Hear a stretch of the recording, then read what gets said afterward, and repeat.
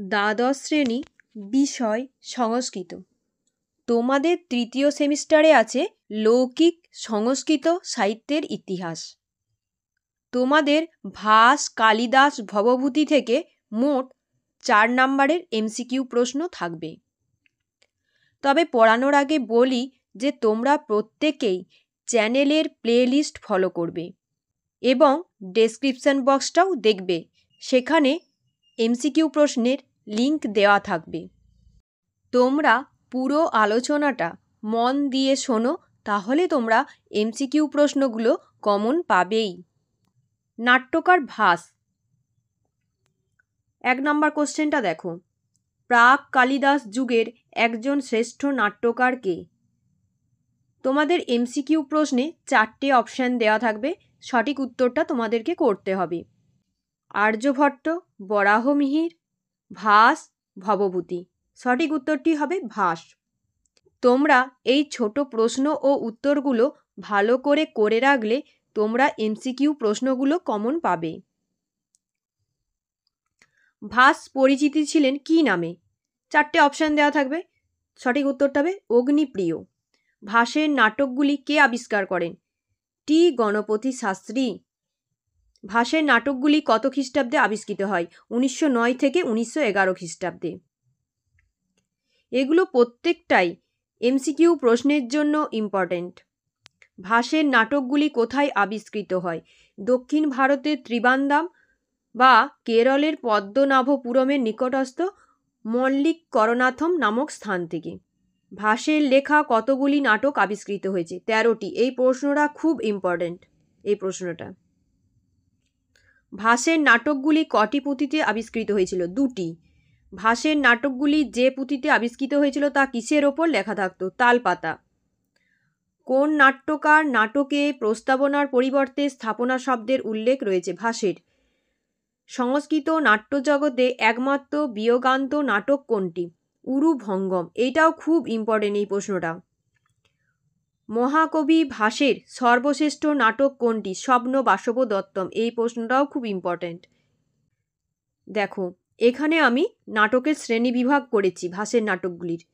রামায়ণ অবলম্বনে নাটক, প্রতিমা নাটক, অভিষেক নাটক।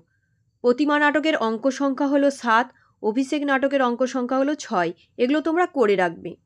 মহাভারত অবলম্বনে রচিত নাটক, কর্ণভার, দ্রুতবাক্য, দ্রুতঘটোৎকচ, মধ্যম বায়ক, উরুভঙ্গ।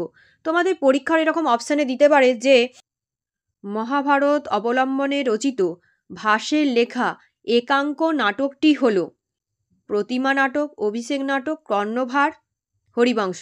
সঠিক উত্তরটি হবে কর্ণভার। তাই কোন নাটকের অঙ্ক সংখ্যা কত, এগুলো তোমরা খাতায় লিখে নেবে। মহাভারতের অন্তর্গত হরিবংশ বা কৃষ্ণ উপাখ্যান অবলম্বনে রচিত বালচরিত, অঙ্ক সংখ্যা 5। ঐতিহাসিক বা বৃহৎকথামূলক প্রাচীন অবলম্বনে রচিত স্বপ্ন বাসব দত্তম, অঙ্ক সংখ্যা 6। দেখো, আর প্রতিজ্ঞা যৌগন্ধরায়ণ, অঙ্ক সংখ্যা 4। কল্পিত বা কথামূলক বা অজ্ঞাতমূলক নাটক, অবিমারক আর চারুদত্ত।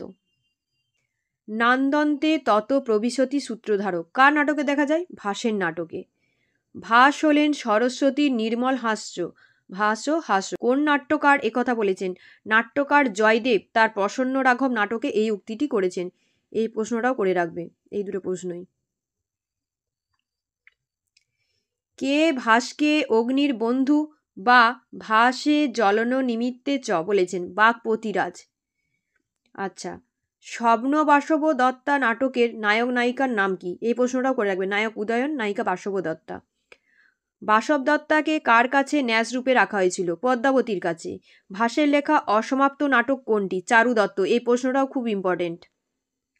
ভাসের পুঁথি কোন হরফে আবিষ্কৃত? মালয়ালাম। এটাও করে রাখবে ভালো করে, প্রত্যেকটা প্রশ্নই ইম্পর্টেন্ট। যেহেতু এমসিকিউ প্রশ্ন হবে তাই তোমাদেরকে খুব খুঁটিয়ে পড়তে হবে। এখানে আমি দেখো আলাদা করে দিয়েছি যে ভাসের একাঙ্ক নাটকগুলির নাম লেখো, উরুভঙ্গ, দ্রুতবাক্য, দ্রুতঘটোৎকচ, কর্ণভার, মধ্যম বায়ক।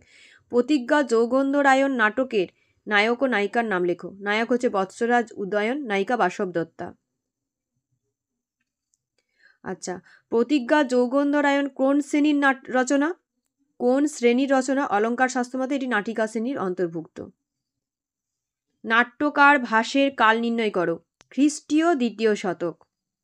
কার উক্তি? অগ্নি স্বপ্ন বাসব দত্তাকে দহন করতে সক্ষম বা স্বপ্ন বাসব দত্তস্য দাহক ভুগ্ন পাবক। কে বলেছেন? রাজশেখর বলেছেন। কার নাটকে প্রস্তাবনা শব্দের পরিবর্তে স্থাপনা শব্দের ব্যবহার দেখা যায়? ভাসের নাটকে। রাজসিংহ প্রশাস্তু ন এই জাতীয় ভরতবাক্য কার নাটকে দেখা যায়? ভাসের নাটকে দেখা যায়। তোমরা এই প্রশ্নগুলো খাতায় লিখে নেবে।